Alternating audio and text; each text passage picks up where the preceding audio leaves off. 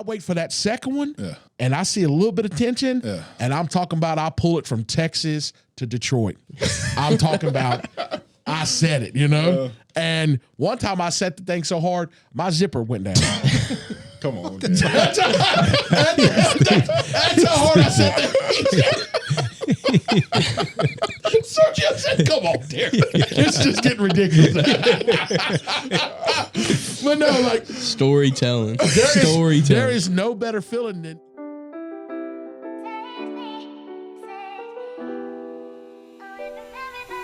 And we are back, ladies and gentlemen. Steak and Sauce Podcast. I would say that we're back, but we never left. This is episode 33 of the baddest podcast in the land. You already know my name. My name's Derek Nowlin, 1/4 of this team. They also call me King Koopa, Mr. Meat to Meat. Y'all still owe me a check. Yes, sir. I'm tired of everybody doing this dance. I'm going to just start letting y'all know by email, y'all owe me a check. Anybody post this dance on TikTok, you want to sing it in your car, you better pay me. I'm telling you right now. All right? Straight across from me, this is a special episode. This is our 1 year anniversary episode of this platform of Steak and Sauce Podcast. And of course, there's no better person than to do it.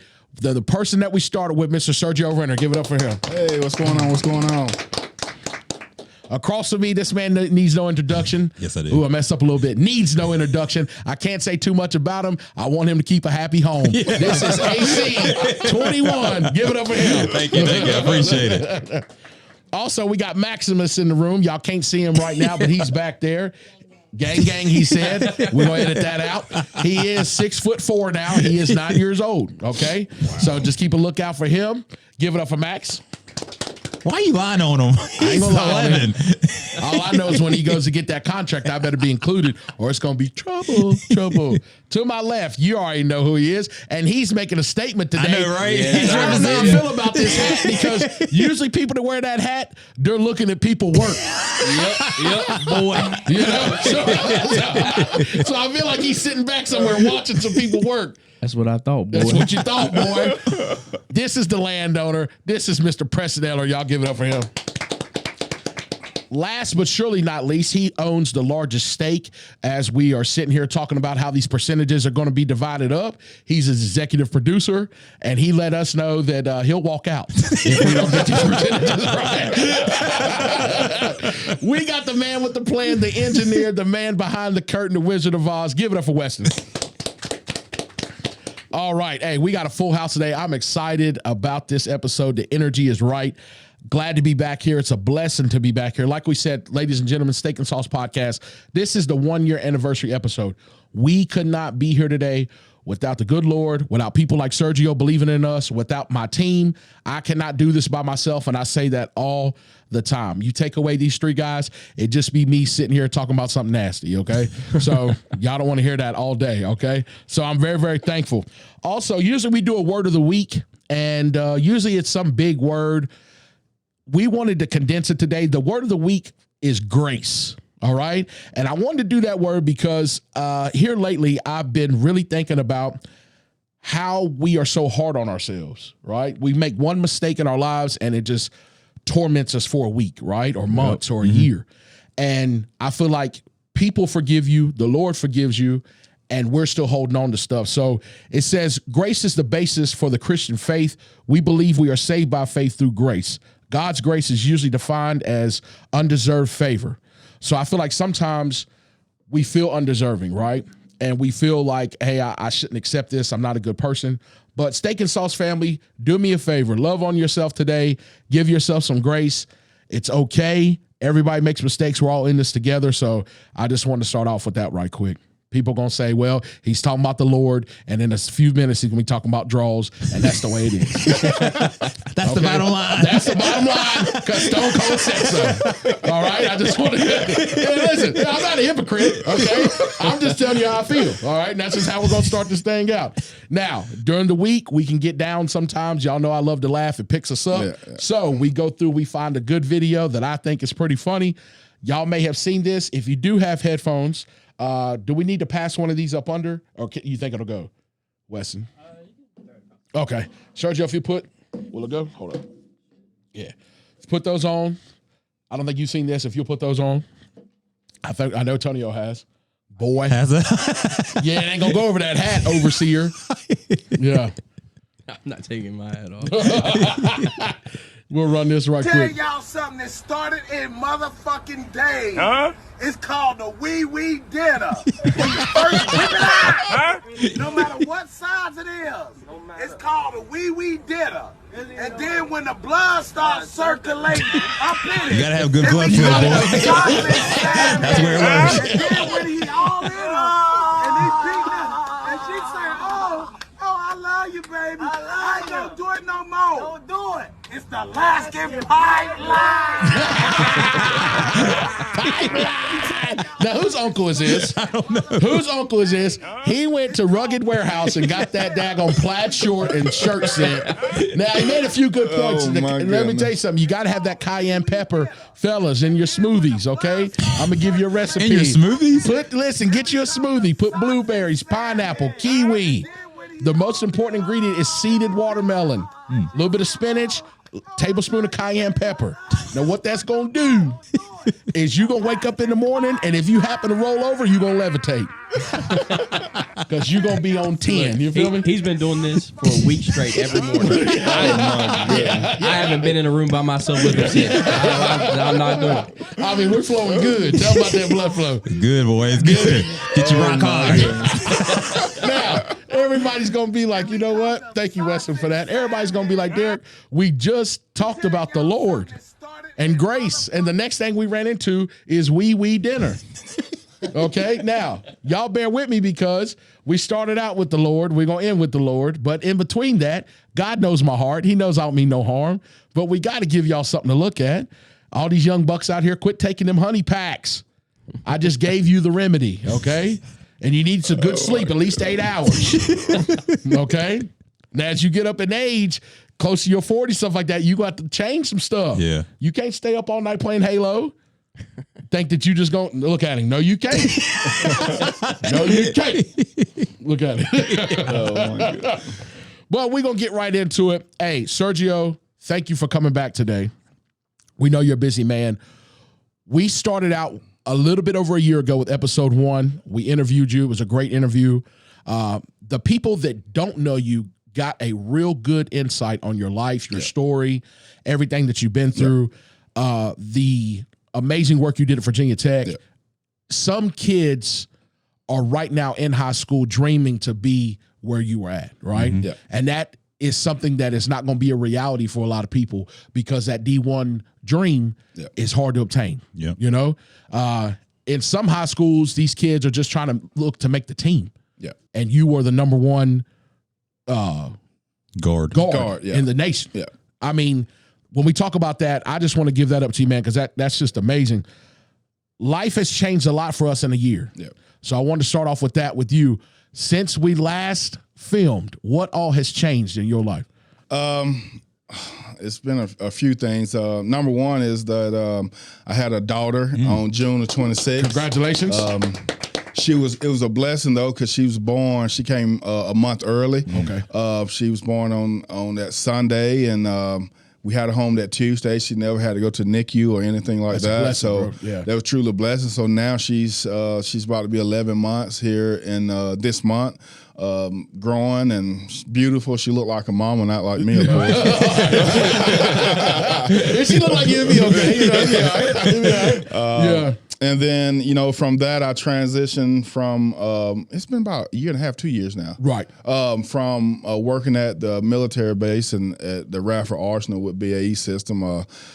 God put it on my heart to try something new. And I met a guy took me out on for lunch at a fishing tournament at Kerr Lake. His name was Marco Warner. He is the owner of Trust Point Insurance, and he's my boss.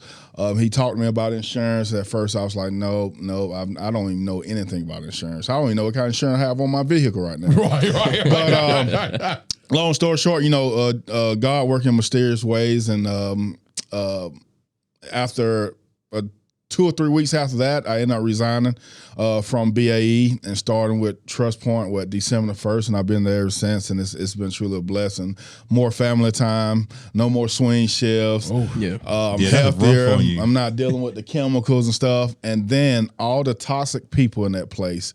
It's definitely truly a blessing to leave there, and also now recently I just started offense line training, which is called In the Trenches. I want to get into that. So, That's claps up for that too, appreciate man. it. I had a segment in here I wanted to get with that because this is personalized one-on-one developmental training, right? For young men that are being groomed as offensive linemen. Okay. Now you do offense and defense, or just? I'm specializing in the offensive side, but I can help D-line as well. Okay. And that's like I said, that's my passion, and good Lord put it on my heart to do it. So that's amazing, bro. Yeah, that's huge. That's huge, man. And so, just backing up for a second because there's so much I want to cover. Going to the point where you're getting ready to, we talked about this, thinking about something before you take that leap of faith. Yeah. It's always scary when you're starting something new. Yeah. Right. And at that pivotal moment, it's not just you that you're thinking about when you're making this move. You're going from a position that is comfortable. You know what you're getting paid. You know when, and you know what's required. That is comfortable. That's being comfortable.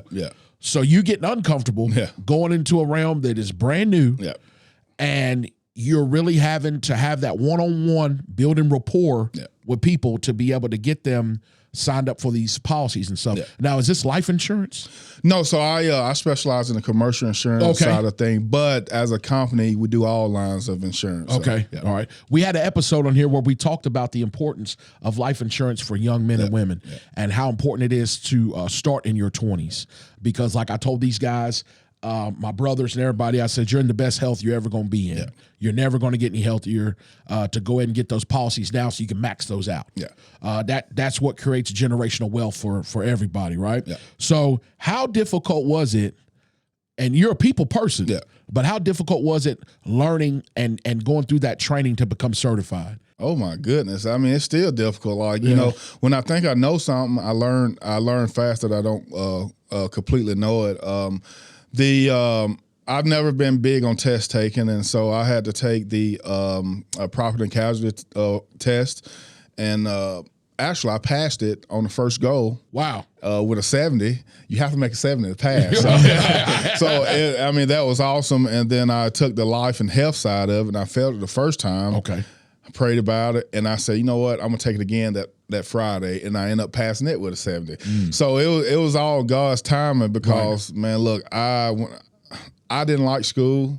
I knew I had to go through school, but I'm just not a test taker. But you know, the good Lord blessed me to be able to know enough to pass the exam. So test taking, it produces a lot of anxiety. It makes you nervous. Big time. You're a LeBron fan. They test all the NBA players' IQs. Right? For, just overall IQ. And they set LeBron in a room and he took his pencil and he cut the packet open like an old school packet. And the first question was, LeBron, how tall is Jordan? And he just flipped the desk over. He was that mad. It's just off the rip, man. First question, how tall was Michael Jordan? LeBron flips the desk over. Did you even say put the burger down?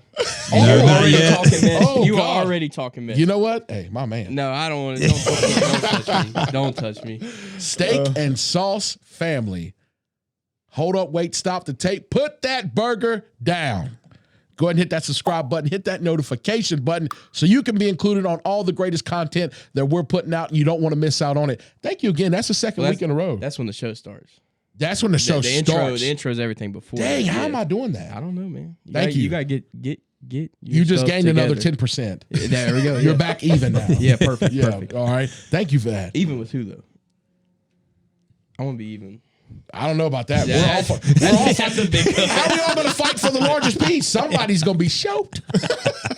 Okay? I just need a direct deposit. Somebody's coming up short. I just need anything and I'm good. Oh, gosh. This is now we're getting into, But yes, hey, put that burger down. Thank you for that.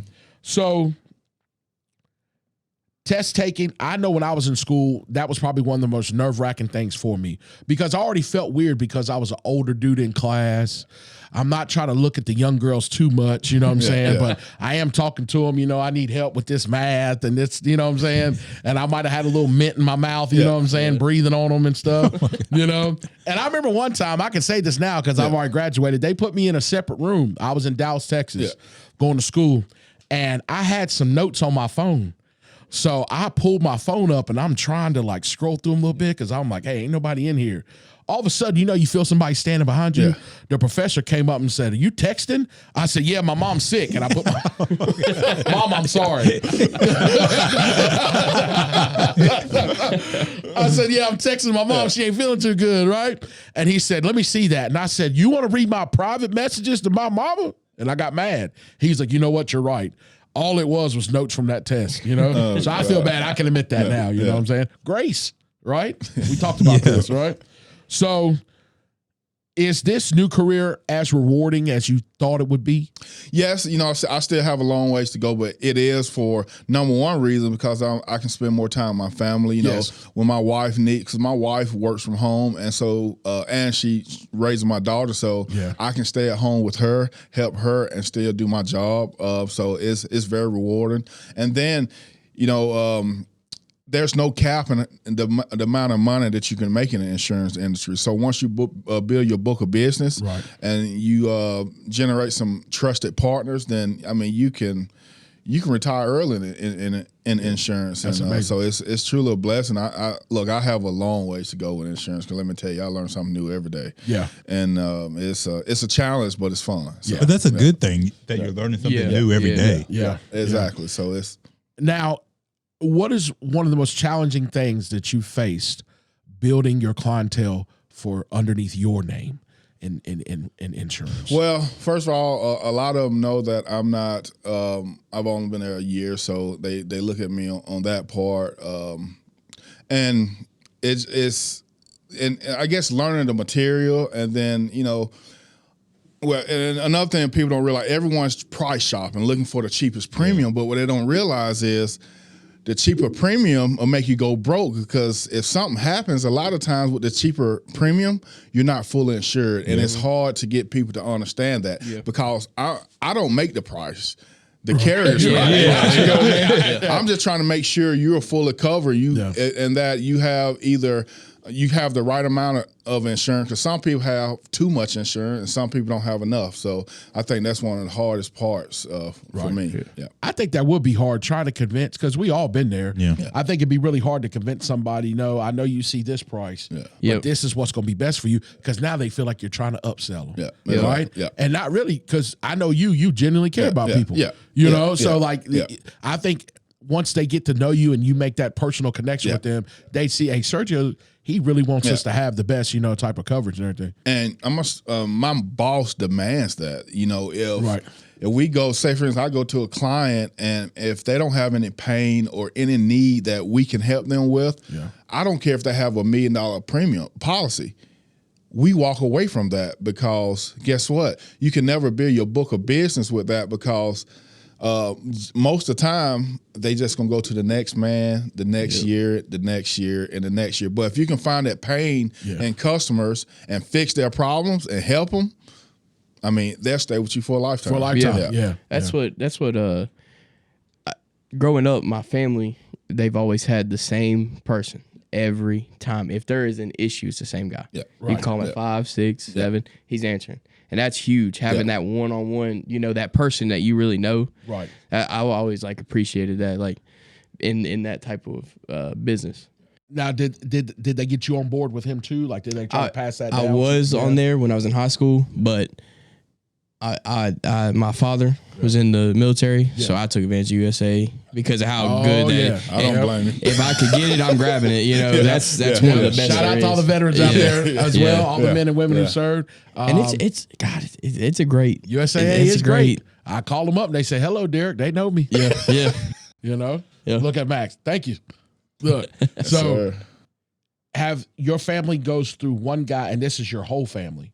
Well, my immediate mom, family, dad, right, or stepdad. And is this gentleman older? Has he been around since you were a kid? Yeah, I mean, they've been with this guy since, like 08, 09. You know, they've been same guy, just rocking with him. I'm still gonna call on him, try to get him. Hey, Because y'all still. I expect that. I expect that. We're gonna get past that information. Does that happen a lot? Yeah. People try to steal your customers.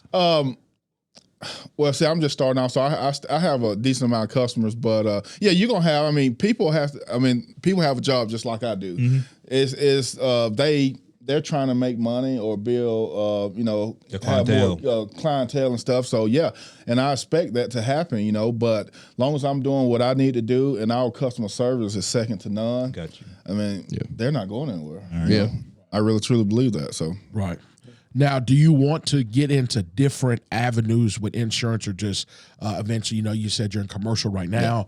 Are you interested in life or those things at all? I am. So yes, I'm strictly with commercial right now. But so, say for instance, if you want a life policy, I would refer you to a guy named Eric Cuddy, that he knows everything there is about life insurance, because I wouldn't feel comfortable trying to sell you a policy and not knowing everything. So that's why it's called a team. We have a team. So if you needed life insurance, or you need a personal policy, if you need health benefits, we have someone in that company that can help you with that. So that's one reason I like where I work too, because I don't have to know it all. Because I can find an answer with the team. That's what I love about here. Yeah. We not to cut you off, but right here, right now, like he just said, each one of us has a certain aspect or expertise on stuff. I get all my information from TikTok, so it's valid. It's valid. Stay off my TikTok. Stay off my TikTok. I get all my information from there. But speaking of life insurance, I want to share this with y'all. I tried to get another policy, right? Because everybody said, Derek, you need policies outside of work, right? So I won't say the company, but the lady came over to my house and she said, we're going to do a stress test. And I said, you got a treadmill or something you're going to bring in here? She said, no. She said, I have this plastic doll and I'm going to put it on the floor. Y'all think I'm lying. And she said, you are going to hump this doll for 2 minutes straight. And we're going to check your heart rate and all this other stuff. And I said, ma'am, is this new at life insurance practices? Is this what y'all do? She said, this is state of the art training. Okay. Now, I took it very seriously. Okay. I went upstairs. I washed up a little bit, put some deodorant on, I came back downstairs. She said, we'll start whenever you get in position. So I took it as a real thing. I kind of smacked the doll a little bit on the face. Right before I got on top of, right? So I start going. Cover your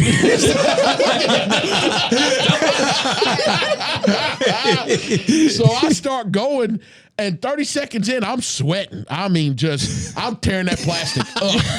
You know what I'm saying? And she had her stopwatch in her hand. That's good. Go, go, go.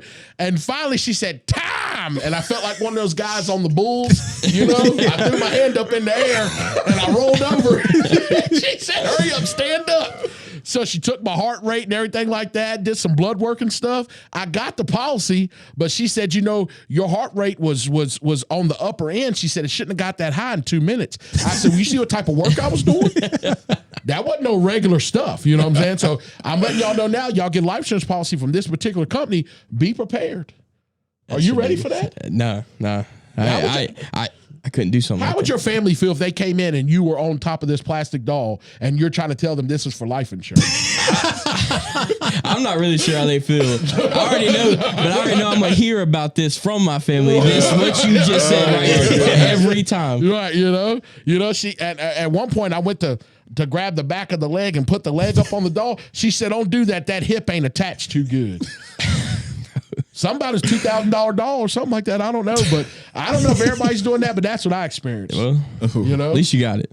Hey, I got it. I got it. I'll take one for the team. So, I don't know how I'd sell that though. If I was actually her, how I'd go to people and say, hey, in order to get this $1 million policy, you're going to have to hump this dog as hard as you can. He's Well, got some experience. people are How would already you doing sell it. it? You know, How are you selling it? nothing I ain't selling nothing like that. Nope, Not I. Nah, I tell you this. If y'all think it's easy, we'll get telling you, stand up right now, hump that wall for 2 minutes as hard as you can. Since you think it's easy. I know it's easy. What are you talking about? You can't do it. Yeah, boy, I don't even want to talk about it. You can't do it. Yeah. I'll show you some videos later. Oh, God. Oh, Lord. Oh, Lord. Terry. All it's going to be is him grunting real hard. Yeah. Yeah, but Sergio said, God. Meat flapping on my Hey, ass. I'm going to disclaimer right now. This is not a reflection on anything Sergio Render does or his company or anything. This was a separate company, separate entity. It has my nothing to do with God. what he's doing. So the name of the business that you're starting up for the development of offensive line. Yeah. Now, what's that called? It's in the trenches. In the trenches. That's Yeah, right. yeah. Yeah. And it's kind of like Christian based too, right? Because it has like a dual meaning, right? Yeah, so it pertains to obstacles we face, foreseen and unforeseen, Right. in life, and then Yeah. it's in the trenches.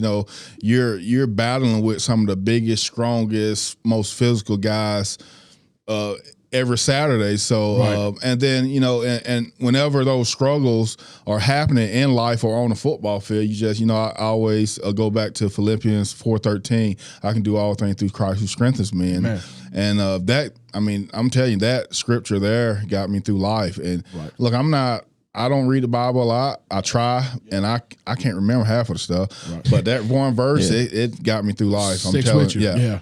And I'm sure that since we were in school, the techniques that they tried to teach us, I play defensive line. Yeah. But the techniques and stuff they try to teach us, put your helmet on his hip. Ain't nobody blocking like that no more. are they? No. I know. I told you. No. I told you. I talked to you about this. Yeah, yeah. Bro, the new age athletes, what they do from his age, Right. from the start, He even said the strength and conditioning. it's just They're different. working on every muscle. Yeah. They're not lifting Fast raw twitch iron muscle, weights. yeah. They're doing specialized.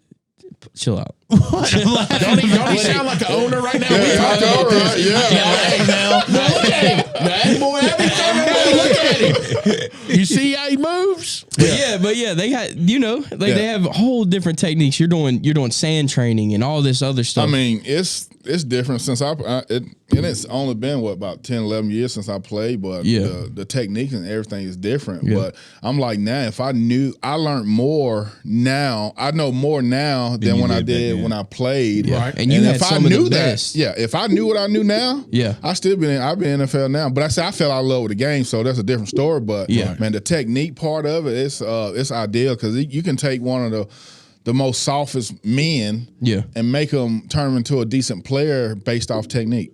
Technique. Yeah. Even if he ain't got that dog in him. Yeah. Because to play line, you got to be a dog. Yeah. You know? Yeah, and you have to. especially, like me and you were talking, the way these hybrid defensive ends Oh are, gosh, yeah. it's unreal.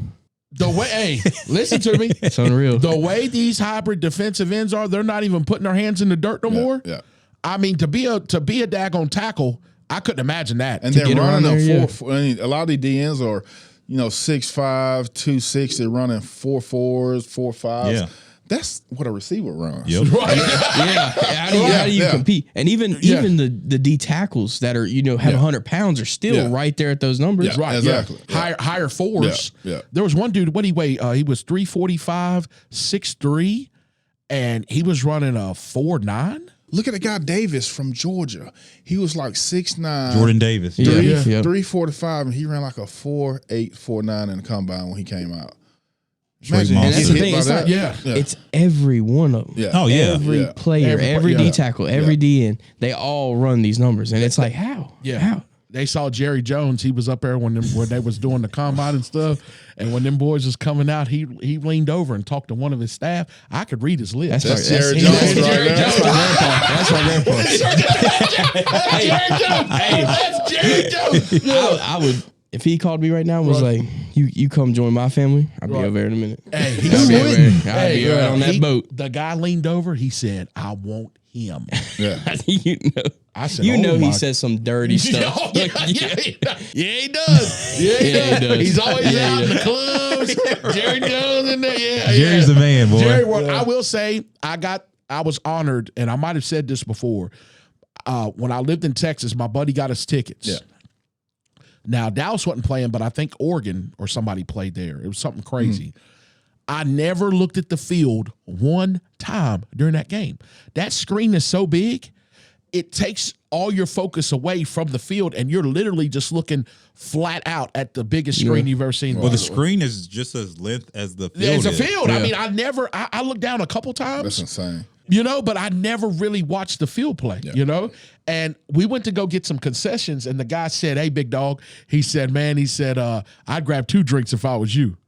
Because he told me, like, "Hey, where y'all going, y'all seats and stuff, you're not going to want to come back down." So I got a Philly cheesesteak and 2 Sprites. It was $26. You know how to think about that per person? Yeah. Now, I was just me. I didn't have a family. That's cheap now. Jerry's got 4 restaurants in there. Yeah. They said during the week you can pay a fee and just go in there and tour it and eat inside that stadium. So I mean, it was crazy, absolutely crazy. Now with this company, what inspired you to start this? You know, there's a lot of offensive linemen, a lot of kids around here that, you know, the guys up front, the LOS line of scrimmage, the guys play up in line of scrimmage, we never get into love. Yep. They got all the accounts for the skill guys, the pretty boys, and all that. I got one sitting beside me right here. And so it gives me an opportunity to provide training for those guys so that now, and I tell them straight up, you're not – because I'm training you doesn't mean you're going to go D1, D2, or D3. But what I can tell you, you will be better suited to play high school football. And then you're going to have some that's going to make it to the next level. And you will be ready to play by the time you go to college because of the technique I'm teaching you that most high school coaches do not teach you in high school. So, So, go ahead. My bad. Yeah. Yeah.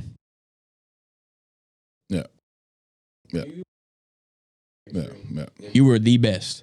And being able to tell the kids not only their training, but also the experience, what they need to be ready to deal with on a day-to-day basis. You know, that's crazy. That's huge for somebody to do that. Definitely around an area like this. Because I know what it takes to be successful, but I also know what it takes to fail because I failed. So I keep going. My bad. I just something prompted. And so I fail. So I can teach them how not to fail, what not to do, the things. I mean, just because you have you have to surround yourself with good people. Yes. Yeah. If you show me your friends, I can show you how successful you'll be. Right. Yeah. That's 100%. I've heard so many people say that. Yeah. And the older I get, I 100% believe that. Right. Because of me and Antonio's like, "Hey man, come over, man. We're going to sit here and we're going to do this and that." Now, if I do that day after day after day, now we've fallen into a pattern, you know? And you brought up an excellent point. When I coached in Charlotte, I got more from those guys than they probably got from me, to be honest with you. Those young men, they had the frame of a grown man, but the mentality, they were still kids. Yeah. So us teaching them life skills, like you said, you're teaching them, hey, this is what's going to make you successful. You're going to be faced with these things, I promise you. Yeah. And if you handle it like this, you'll also be successful. Yeah. They need that, right? Yeah. Because they haven't had that type of adversity yet. And I think as a man, it's very honorable and humbling for you to be like, hey, I know where I could have went, but as a man, I made certain choices, and I'm here today to tell you that I love my life. But if I'd have done these couple things a little bit different, I'd have been here, right?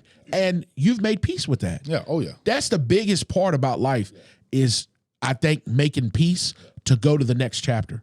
You know? You have to. You have to. You have to. You have to. Yeah. It took me a long time to make peace with that because every now and then I still have a dream about playing football, but I would never go. I don't care if you try to give me $1 million to go play. I would not play because I love my life, my wife, my daughter, you know. So, but, you know, before I met her, I was always, it's kind of, I knew I couldn't play ever again, but in my mind, I was trying to tell myself, man, look, I'm gonna go get in shape and go try out somewhere. Yeah. Which now I get my butt kicked. Yeah. So I'm good for one play. One play. But don't try me now. Don't try me. Hey, I'm still nice out here now. Yeah. Tell Sergio, don't try me now. Yeah. Now, the guys that you're friends with and stuff like that, do you have other people that are going to be like coming and doing like guest spots in your training, or have you reached out to anybody else? Or are you trying to just? It's a guy named Brandon Holland. He was my backup in college, but he does this training as well in Roanoke. And so we're going to link together. If not this year, definitely next year, we're going to link together and have a big man camp. Right. And it'd probably be at Emory Henry. I already have permission to do it there. So, Kurt Newsom, shout out Kurt Newsom. He was my offense line coach at Tech. Yeah. He's still like a father figure to me, awesome guy. So, he just gave me permission to come down there, host a camp. So, we're gonna plan on doing that. Now, if y'all need somebody to come give these boys a good technique on the other side, listen, when they look at my film, they say, dang, that's sap. When they looked at my whole film, they say that's Warren Sapp. The way I come off the ball, I'm telling you, and as soon as they put a hand on me, look, I'm coming through. Can you do that now? I can. 2 plays. Now, if y'all need after that, I'm gonna need something to drink and some shade. But I can go out there. You know what? And honestly, I say that in a loving way. I would love to be able to get you to come back on after a couple of those camps have gone through, and to talk about that, and if you need help in any type of way, I mean, the amount of knowledge you got right here is just incredible, So I'm proud of you for that, man. That's good, because I laugh all the time. I'm not book smart, but I got common sense. You gotta have more common sense than book smart. That's my opinion. You do. And camps are huge. Like, what age group are you doing? I'm doing anywhere from 6 to 12. All right. Okay, yeah. I'm staying away from the younger guys because it takes them longer to understand the concepts. Right. So, and I don't want to spend all my time trying to get them to understand. Then an hour go by, we haven't done anything. So, so I'm staying from 6th grade to 12. Right. Yeah. I have one guy that's in college. He hit me up. I'm gonna train him this upcoming Thursday. So do more like a private session, just like Kim. I have option private sessions, and then you can buy packet sessions, but you'll be training with other people. If it just depends on how you do it. Yeah, right. Well, yeah, the camps. I know, like growing up, when I was still playing football, I went to like Jason Witten's camp, learned a lot. Yeah, and then when I started getting serious in soccer, like doing all the club stuff, went to camp like every summer. Right, and I learned a lot. Yeah. And then as I got older, I started teaching in camps and started being part of that. And that's just an experience right there. When you got a bunch of, they're there to learn and they actually like doing this. This isn't like school. They hate being there, But when you get to be with these kids that are liking what you're teaching them, it's a good experience, man. I love doing that stuff. That's good. Awesome. Yeah, we got an 11-year-old that we're about to sign up. That boy's growing every day. He's gonna be a beast, man. And he's smart. And like I said, you got one of the best that's done it, sleeping beside you every night. Yeah. This man Something like that. This man should be on TV. Nah. So use all the resources. But you know what's crazy? I talk to him about that all the time. Yeah. Like, I think it's crazy for him to be as good as he is, right? Genetics, right? Natural ability like you had. And to look at you and you're trying to tell him, hey, I know you can't tell it now, but in my day, I was the best. I wasn't the best, but I was up there. You was up there, right? I mean, I don't think everybody else had to work 3 times as hard to get to your level of talent and ability. I just wish I had somebody to push me. Yeah. Because growing up, we didn't think about going to college. We did not. I don't think we ever talked about it. I still remember my last football game. I just threw my cleats away. Yeah. Just threw them away because I knew it was over with. It was over with. And then, I didn't even play my senior year. Yeah. And I was pissed. Right. You and Terrell. They didn't talk to us. So I didn't play my senior year because I wanted to wrestle. Yeah. Come to find out, one of my best friends, Stuart Viley, he beat me in a wrestle off. I didn't make the team. Wow. So you talk about a gut punch. I didn't even play. Yeah. My best friends are not talking to me now because they're like, Derek ain't on defense. The best running back we had, he decided not to play. Yeah. Wow. The coach didn't want to talk to us. Our buddy's like, what are y'all doing, I was like, I'm focusing all on wrestling so, so I can make it. And, all Christiansburg Dynasty for wrestling is incredible. Yeah. I got beat right in front of my mom in a wrestle off. Oh God. So now I'm on B team as a senior. Yeah. I punched Stewart right in the mouth. So the match was over. You know what I'm saying? But you know, like and we still talk about that till this day. Yeah. Because it was so competitive. Yeah. If I could go back now, that last year, I don't know what that would have meant to us. You know what I'm saying? To be able to do that. Yeah. And like I told Tulio, at one point, that was the hardest thing we had to worry about. How hard is football practice going to be today? Yeah. That was our biggest worry. Yeah. Now we got all these things we're trying to do, you know? Yeah. And we thought life was hard then. You're mad you got to go to school? Yeah. And then mad. you're like, how much I got to run today? Yeah, what are we doing? How much I got to run? Hey, what's Monday's going to look like? We got the heels. Oh, God. You know? Yeah. You know what's weird, though? It's in levels. Right. High school is by far the hardest practice ever. College, it was hard, but it wasn't bad. It was way easier than high school. NFL is a joke because they're invested in you. Yeah. Right. So they're not going to kill you. Yeah, doing camp, you're going to hit, do this, but they take care of you during the season. Right. You may not even put pads on for the rest of the season. Right. I mean, Because you're an investment. I mean, they can't be going bull in the ring Monday through Wednesday and expect y'all to get out here and win a game on Sunday. Yeah. You know what I'm saying? Right? Yeah. How do y'all structure that? I mean, how do you structure that? I want to talk about this on live. We can scoot up. How do y'all structure that with them boys? We'll get to this one off the cameras. But, you know, I didn't think about that. They have each one of you guys at that level.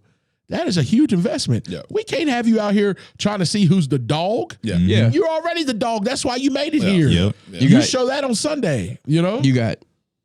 I got 4 years with you that I'm paying you $80 million. Right. I'm not gonna have you go head to head with my other $80 million guy every day. What did he say on the Waterboy? What was you gonna do with that? He spit in the cooler. Remember he was gonna hit him with the ladle? That is a finely tuned athletic machine, and I ain't gonna have him getting hit in the head by some idiot Waterboy. That is one of my favorite movies because that shows you, and that was at a college level, and they were a mud dirt school. Yeah. You know what I'm saying? But that, what was he, a linebacker? He was gonna hit him. That just shows you right there, like the caliber, and I would love to be able to see an NFL practice, you know, just to see it, you know, because I remember Frank Beamer came on TV one time. This is when a lot of players were suffering from heat exhaustion, heat-related injuries. Frank said, listen, these guys, if they need it, they can have it. It's right here. We got so many stations set up. He said, but we are not going to just decrease our level of intensity so we can drink water all day. He said, we still got something to do. So like that showed me he does care, but he's like, hey, we still got to go at a certain level to be ready, you know? Now, how was that those Virginia Tech days? Man, you know, I love to practice, but sometimes my practice wasn't as good because we had a guy named Mike Gentry. He was strengthening coach. He's a legend. And dude, I always thought about the running after practice. So I'll get like period 10. I know about 12. Then after that, we got to run. So right. I get butterflies when I have to run. Yes. And you had to do, for offensive lineman and D-line, we had to do 4 full gashers on Mondays after practice, which that is across the field twice. We had to do it in 45 seconds. Twice. Yeah. Down and back, down and back. 45 seconds. Yeah. That is cooking. Yeah. So, and I love to practice, but when it came to running, if I knew I had a lot of running after practice, I mean, I used to get like sickly. Like, because I hated it. I hated to run. I still hate to run today. Right. But now I'm like, I can get tired. I can just stop when I walk. I just stop. Yeah. Back then it was like, you got to keep going. You got to push yourself. You have to. You're throwing up at the 50, trying to get that 45. Yeah. But when my back lock up, I was done. You're done. That's it. Yeah, you can say you called me every name in the book. I wasn't getting up. Get it. Shout out to Hood. You know, I don't want to. This is such a great topic on everything that you went through with this. I want people to get to know how we looking like on time. Awesome. We're right on mark. So there's a lot of hobbies that you have that most people know about. Yeah. A lot of people do not. Yeah. When did you develop your love for the outdoors and to become, professional fisherman, hunter? How did you make those connections? When did that start for you? That start young. Cause I grew up in a town called is Mayweather County, so Lutherville, Georgia. We still, I think it's only one stoplight there in Georgia. We still have dirt roads. So, and I grew up I had a bad upbringing, so I was with my grandmother and my grandfather a lot. Then my great grandfather, that's who I hung around a lot on the farm, and then my great uncle that taught me the game, Charles Tenney, loved him death. He taught me the game of hunting. So I've been doing it ever since I was 9 or 10 years old. I think I shot my first 12 gauge at the age of 10. I can remember like yesterday. It was this big old nest, and I shot it. It was a raccoon in it. And I'm gonna knock my shoulder off. Yeah, but I've been doing it for a long time, and it helped me throughout life to stay out of trouble. And I love it. Like if you had to tell me that I had to give up hunting or fishing, I don't know how I would respond to that. It would be bad. And so that's why I try to do it as much as I can now. I know I have a daughter, so I can't do it as much. But I just every chance I get, I'm out there in the woods. So turkey hunt, deer hunt, rabbit hunt, fishing, you name it. Right. I love it, and that's just as part. Are you eating all that? Oh yeah, he does. What's cool about it when he posts his picture, right? Yeah. He'll say, "Thank the good Lord for this morning." Yeah, they done got 3 with Toms, right? Yeah, big old jokers. Yeah. And then the next picture is plated. So I'm like, goodness gracious, all this in one day. It's dead hanging on the plate. And same day. Yeah. And even when y'all were getting them big deers last year, yeah. I forget where you went. You went to a processing. A processing place here, and the only reason I took it there because I had to, because the deer have this law they have like a CWD disease or whatever, so some deer have it. So you couldn't take the carcass out of the county. Okay. So I had to take it to the processor. It was Taylor's meat. But I only killed 2 last year. I took both of them to Taylor's meat and had them processed, and typically I kill I kill like 5. Right, I kill 11. Whatever we got tags for, that's all we take. That's all I take now. All right. And then I usually I process it myself, make burgers. I make these hickory deer burgers where I take ground deer meat. Yeah. I grind it up with hickory bacon, a lot of it. Yeah. And I patty it and and then I make deer sausages as well. I say the sausages, and I was like, I bet pause. those burgers are. Oh God! But they look the way you make it look. Now the deer that I've had at some points is real gamey, right? But I don't think yours tastes like that. Them jokers gave me some deer jerky that they had soaked in these kind of ghost peppers or whatever like that, and didn't tell me. Yeah. I should have known better, because when they handed it to me, the guy had a glove on. Oh my goodness! Right? I should have. Come on now. I should have paid more attention. Hard sauce. So they handed it to me. I bit off a big chunk, and I'm sitting like, "Dang, this is good." That heat is delayed. Yeah. That heat set in on me, and I just about cried in my chair. And there was nothing I could do to get it to go away. Yeah. I ran out. They're laughing. You know what I'm saying? I was dragging my tongue across the dirt just to get it to go away. But it was off. But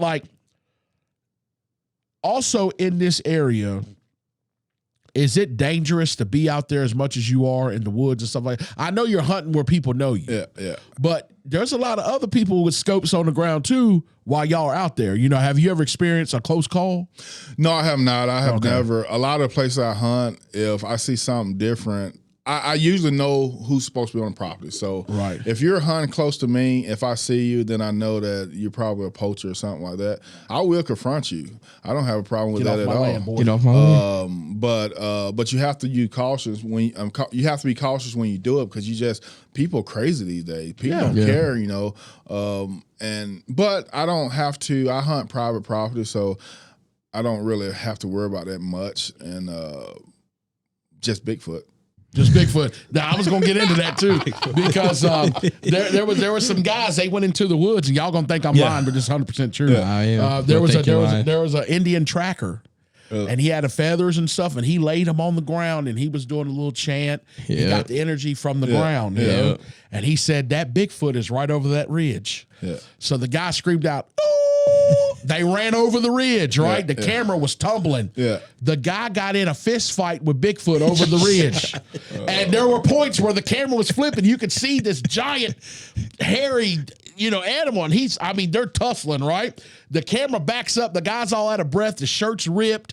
He's got scratches on his face. And in the distance, you see the trees going, like knocking over. So he had a videoed encounter with Bigfoot. Now, the video Bigfoot was only in the corner of the screen for 3 seconds, and that's how it is every time. No, this was real. This was real, and I truly believe that there is something. Look at him. Look at him. Don't say it. Yeah, that's ridiculous. Please don't say it. Listen, I'm gonna say it. I'm gonna say it. It's Steak and Sauce podcast. I'm gonna say it.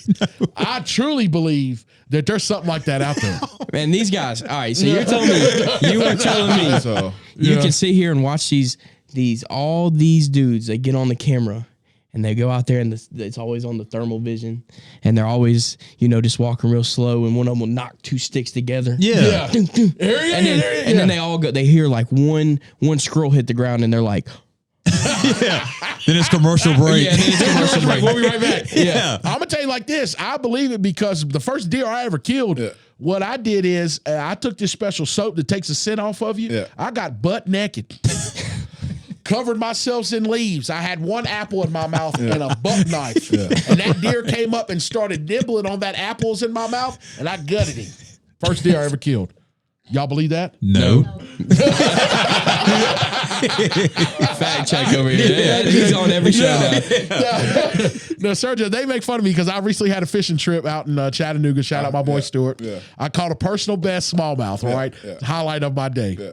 I'm pretty much a pro angler now, right? I mean, does that put me up there? Should I get sponsored and stuff now? If you can do whatever you believe, right? Wherever you put your heart to, you can do it. So if you believe catching that person best that you're a pro, then my God, you're a pro. Don't tell him that.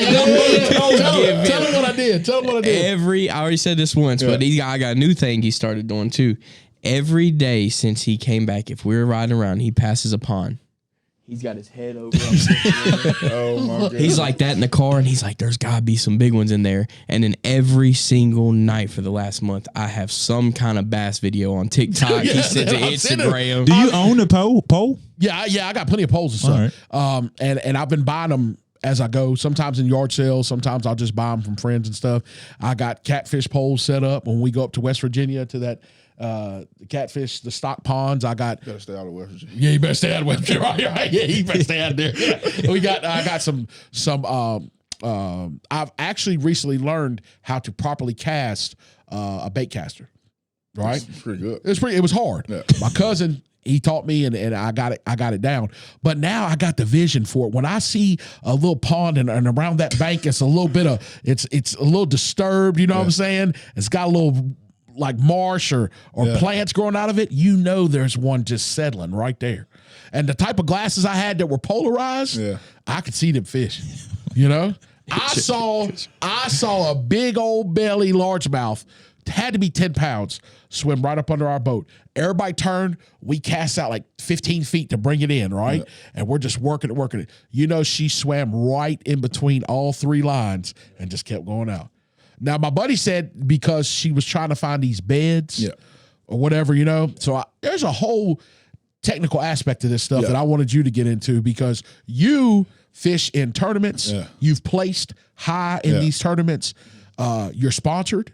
Can you get into that a little bit? Well, the sponsorship is with Enigma. It's they give me like 45% off fishing rods, fishing poles, and stuff like that. But when it comes to fishing, man, there's so many different things that you have to learn. Look, people think that, and I get mad sometimes when I go fishing. I always catch 4 fish first thing in the morning. First thing. And it'll take me, and I can go 7 hours, don't even catch my 5th fish. Wow. Yeah. I mean, you have to know, I'm not nowhere, I don't even like to call myself a pro because some of these guys, they can look at a map and they know where they need to fish. They can look at the watercolor. They can look at the trees.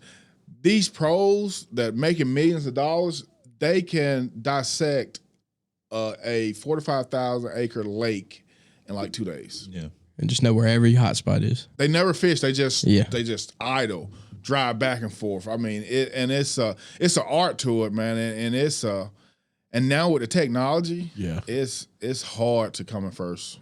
Really, it's hard because I see these got these screens now. Yeah, it shows where that shows. Yeah, yes, yeah, and I'm like, goodness gracious. When we had the guided trip in Chattanooga that I just went on, I will get with Weston and we'll try to plug that guy's information somewhere in the end. Yeah. He went through a captain's course where they were dissecting waterways and looking at this and what, and I said, dude, that's a lot of information. Yeah. But basically you're saying those pros, they'll ride the lake a couple days before and they'll just know, hey, we're hit here first. Yeah. We're going to hit here. They do most of their research from sitting on their butt or at home before they even go to the lake. Right. They'll pull up a map, Google Earth or whatever. Yeah. Google Earth can show rocks and all the different contours of the lake. Yeah. So they'll sit there, map out how they want to try to fish and learn as much as they can at home, and then they would go and apply it in a boat and just look and see the lay of the land. Wow. And it's an art. And I don't, I used to want to be a professional. Yeah. So now a lot of times I just fish as a co-angler in some of these big tournaments. And because realistically, man, it's I just don't have the time to fish and be gone. Like, some of these guys are gone all year. Right. Fishing. Yeah. But that's their moneymaker. Right. So it's a job. I don't want to fish. I love fishing. But I don't want to fish 365 days. Right. Right. And it'll wear you out. Yes. Yeah. We were out for 8 hours. Yeah. I had long sleeves. Yeah. Landowner's hat. Yeah. I had everything, right? And by the time we came back in, I had already sucked down my Gatorade. Yeah. I'm hungry. I was beat up. And I didn't do no more than, I had the little tall seat in the front. And the videos you post when I watch you got those cool neon poles, right? Yeah. And I think you're throwing a worm or something. Yeah. But you'll throw it out there, and usually when you're working it on the way back into the boat is when you'll hook up. Yo, so a lot of what I've been showing you early in the spring or early this year, I'm looking at fish on my graph. Okay. So you see with my head down like this? Yeah. I'm looking at fish, and I'm targeting the fish that I see on my graph, so I know where to throw. And a lot of time when I start working, it's because the fish see my bait. And I'm just working at jig or whatever I'm using, and then a lot of times they eat it, and then I set the hook. Set the hook, yeah. Now, I see you set the hook, and I'm pretty much similar to you. Yeah. When I set that hook, I said it. I said, and you know what? I was proud of myself because the guy that was out there has been fishing all his life. He said, dang, you set a hook. I do a little, I'd say something, when I say it.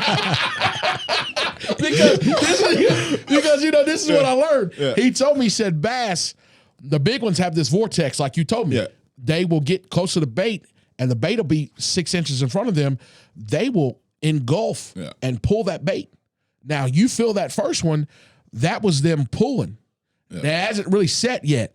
I wait for that second one, and I see a little bit of tension, and I'm talking about I pull it from Texas to Detroit.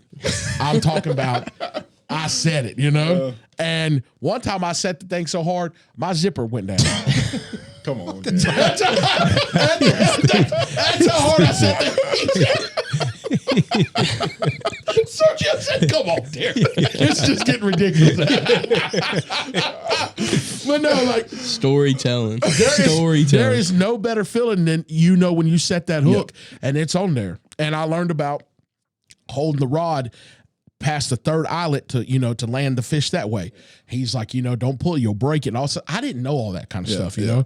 But when I watch your videos, it's almost like you knew that fish was 15 feet from your boat, Yeah, if I'm looking at my graph. Yeah. And I love it because it's such a thrill. But like you said, at the end of the day, you're ready to go home. So I could imagine doing that weekend after weekend. Yeah. And you're standing there. Yeah. And the boat's not too bad, but you're sore. Yeah. Oh yeah, you're sore. I had some on my wife's I look like a snail getting up, and I'm stiff and gosh, like I got hit by a train. But I love it. I mean, it's fun. Even though sometimes I fish a tournament, if I don't catch a fish, I'm literally thinking about selling everything. I'm mad. I'm sorry. That's not funny.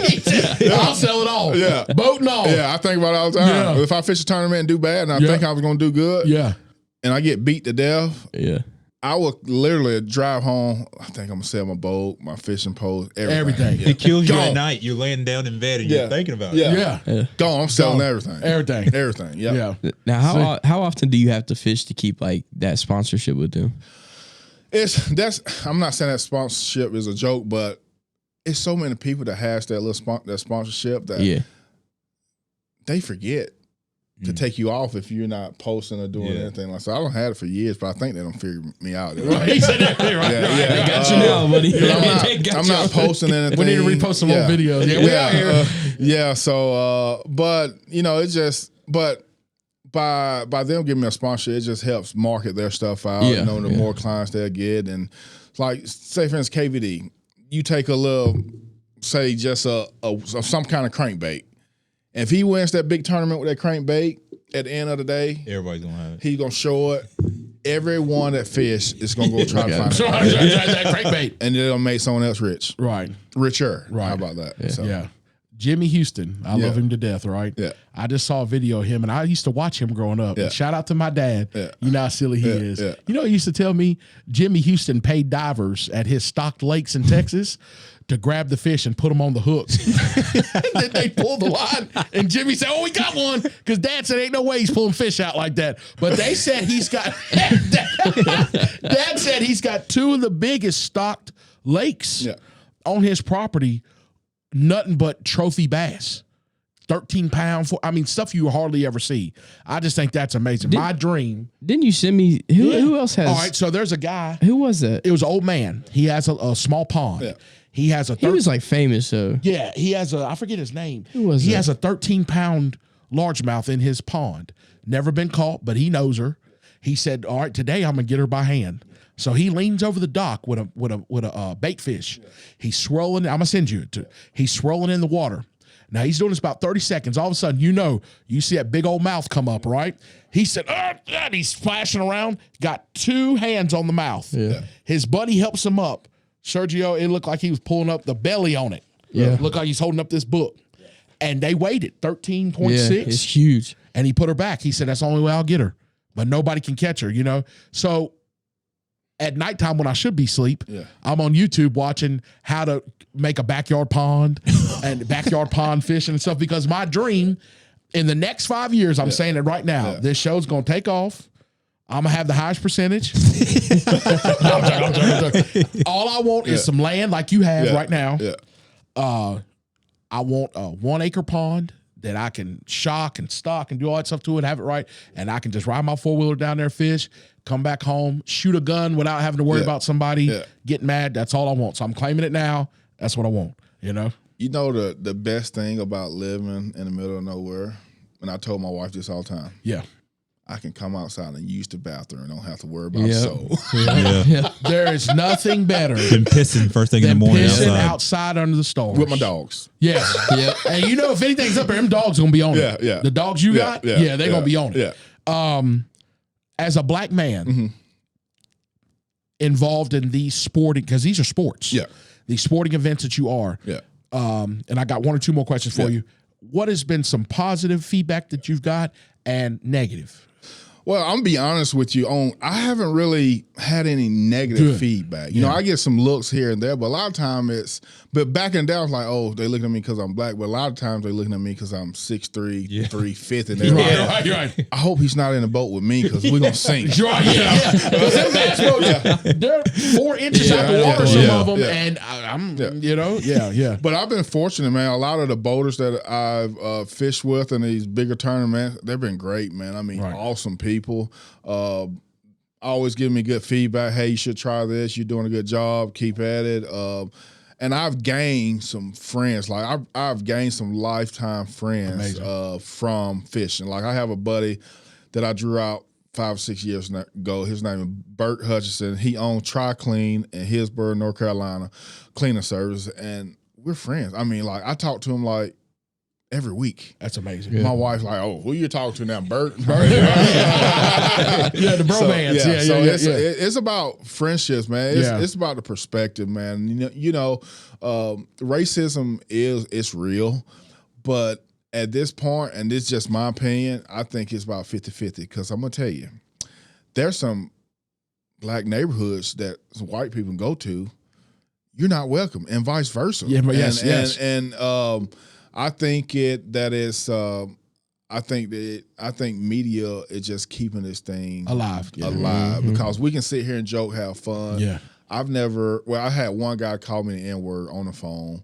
He was drunk. I don't even know who it was. Just when I played football. But other than that, I've never really had anyone to try to do harm to me, in that way, right. And if I did, I probably knocked them out. They got. But dropped. no, man, it's all love. Some people have went through that, but me on the fish tournament, I'm gonna keep it real. I'm not gonna say, "Oh, someone racist," just because everyone else said people racist. Look, I love all. Right. I don't care if you're white, black, green, blue, purple. It's just who I am. Right. I mean, we can't continue to live like this. No. The reason I say that is because I have family members that are Ray Moore and been fishing all his life and stuff like that, and pulled in some amazing fish. Yeah. There are so many young men and women of color in this area that want to do what you're doing, that want to start, but they're like, "Oh, is somebody gonna look at me funny because I want, this is my passion."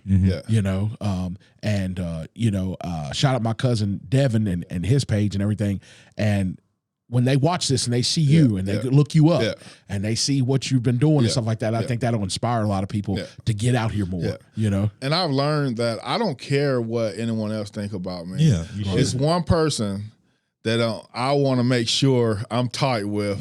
Because when judgment day comes, you're going to either go to heaven or hell. That's why I'm worried about going to heaven. I don't care about, look at him trying to be like a white boy because he hunting and fishing. I don't care nothing about that. I don't think there's a category for that. I think it's a passion. Yeah, it's a passion. It's a passion. And and I'm going to say this, and people don't realize, one of your first cowboy was black. Yes. Some of your first hunters were black because Sir here, we didn't have a choice. So we had to teach ourselves that. So it's but like I said, I love all, man. That's how the world should be. And I love all, but I don't agree with all. Right. So there's a difference. It's a difference, And it's funny that not funny, but essentially you brought that term up. Me and my granny were talking. Yeah. Preston was there, and we had a funny talk about Turkey Hill tea, right? And I said, "Granny, that was a plantation." She said, "I don't care. They had to make tea." So it was just funny the way she said it. Yeah. But like that term cowboy, it was supposed to be intended to be a degrading term. Yeah. They didn't like black men on horses. Pulled them off of there and said, "You can only tend to the cows." Yeah. They became cowboys. Yeah. Now that term is idolized, and I did not know. You didn't know that? Yes. No. So back in the day, they did not want. When they saw the Buffalo Soldiers and people like that, they were like, "These black men riding." You know what I'm saying? But they wanted them off the horses, let them only tend to the cattle. So they're like, okay, a cowboy was a derogatory term at one point. Now it's something that is you can't turn on the radio without hearing that term. Yeah, yeah. And now people are saying what is and what is not a cowboy. If I get in his yard and ride his miniature horse right now, I'm a cowboy. Exactly. You know what I'm saying? Yeah. With them guts, and they want me to do that too. Yeah. We might film that, I don't know if I'll be able to do it. I think I weigh more than that little miniature horse they got there. You know what I'm saying? When the last time you been on a horse? Since I fell off yours. Oh, I forgot you Skyline Stable. Yeah. RB he fell off his horse.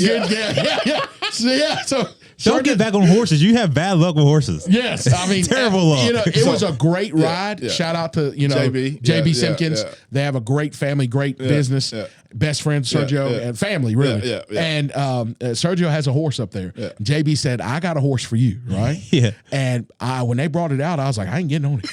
You know what I'm saying? Now, you take a fall off this horse, it's 6 foot or more. It's probably 18 hands. Right. I mean, so it's up there, yeah. It's up there, yeah. His butt is that wide. Oh, he's massive. 1,500 plus pounds. What is he? It's a Percheron. Okay. Yeah. Massive horse. And I'm riding him. Well, I didn't know this, but horses sweat. Yeah. Of course, right? They're huge. Well, my saddle had got slick, right? So, Tony, I feel it going, right? Yeah. I'm like, oh, God, I'm looking at the ground. I'm looking where I'm going. Yeah. I'm in the rear of this. And what's the guy who works?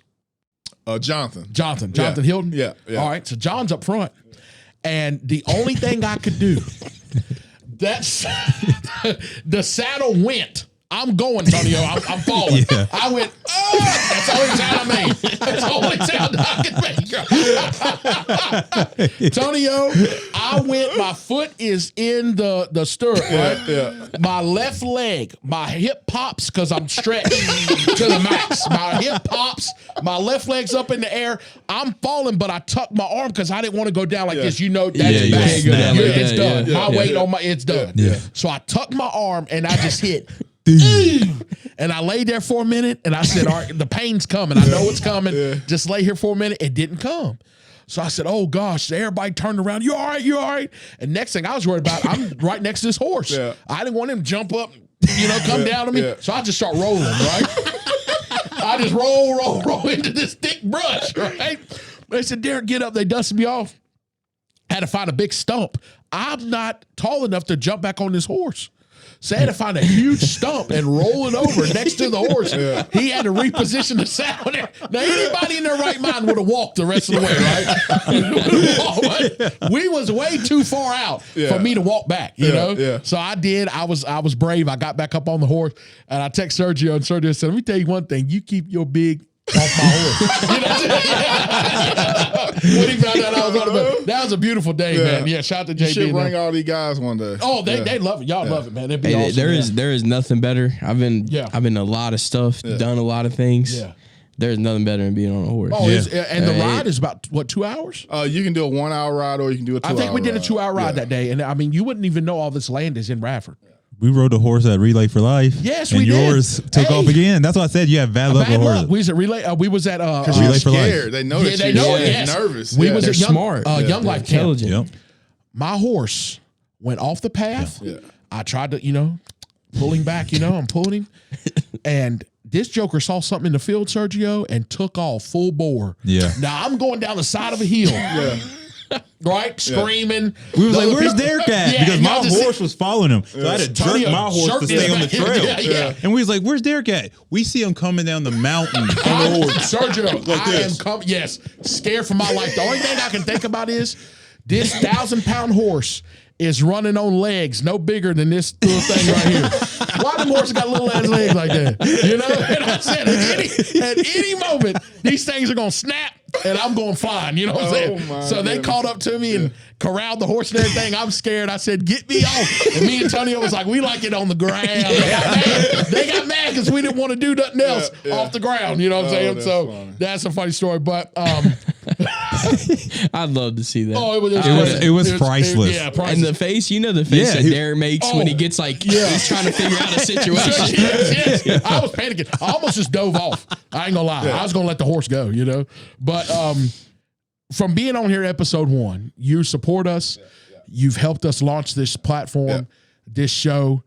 Can you give us a little bit of insight on how you personally feel about what we're doing and what you thought this was going to be being on here the first episode, and then we'll close out pretty soon? Well, I mean, I knew that you was going to be successful because of your character and the people that you surround yourself with. Yeah. And I think it's up from here. I think this thing right here is going to blow up. You guys are funny. I can sit here and laugh and laugh and laugh looking at the podcast and just keep doing what you're doing. Put Jesus Christ first. Most importantly, say your prayers, and he's going to lead you guys, and y'all gonna blow up. I truly believe that. So I appreciate that. Just keep at it and just don't beat up anyone. Right, no fights. No fights. Yeah. Now, we talked about earlier about, giving yourself grace. Yeah. And we'll close out here in a second. What advice do you have to the, young men right now that want to, they're making that decision? A lot of kids graduating right now. Yeah. Going to college, wanting to get into, there's an avenue for businesses if they're hunter, fisherman, YouTube, stuff like that. What type of advice would you give to these? Well, right now, first, like I said, put Jesus Christ first in all that you do. Be committed. Whatever you choose, be committed to it and go 100%. I mean, put 1 foot forward every day. And know your value. I mean, know your value, know what you're worth, and then surround yourself around good people. Right. I mean, that's half the battle, surround yourself around good people. Because, look, I tell people all the time, college will make you or break you. Right. you want to make it in college. You don't want to break it. I mean, I know you got all these girls, you got these drugs, it's partying, but man, look, you got one life to do something right.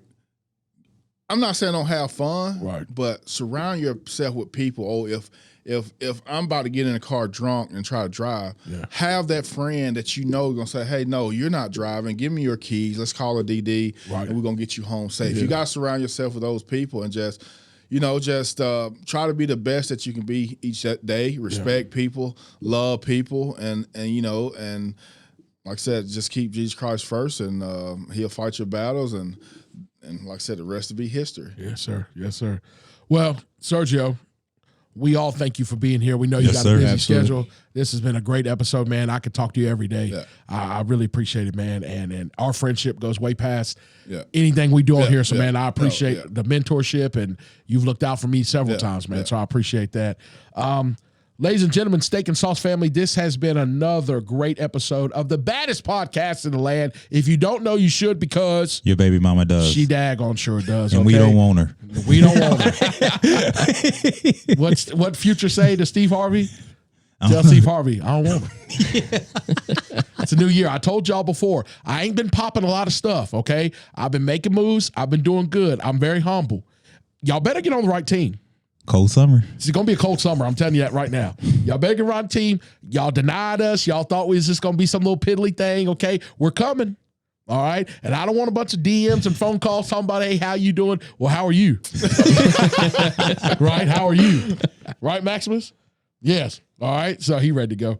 But please continue to support us. We thank God for allowing us to be here, our creativity, for the team that we have. I want to thank Weston. I want to thank Landowner here. I want to thank AC, Mr. Sergio Render, for another great episode. Please continue to support us. Hit that subscribe button on YouTube right now. Support all the other great podcasts we have. Still, I know we keep saying this, we have some very, very great things coming up, some new looks, a brand new start.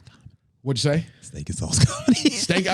So Tonio has decided to head up Steak and Sauce Comedy. Pretty much, I'm going to be served peanuts to perform. He'll get 90% of the revenue. So that's coming too. No, but it is a real thing.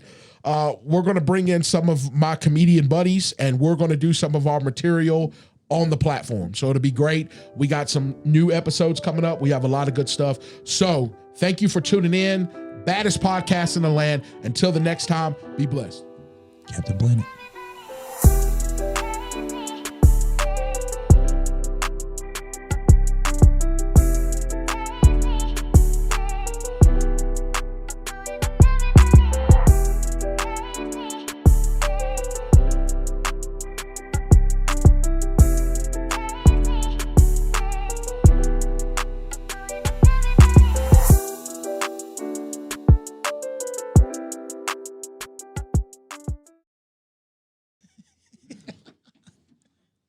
There's my host right there.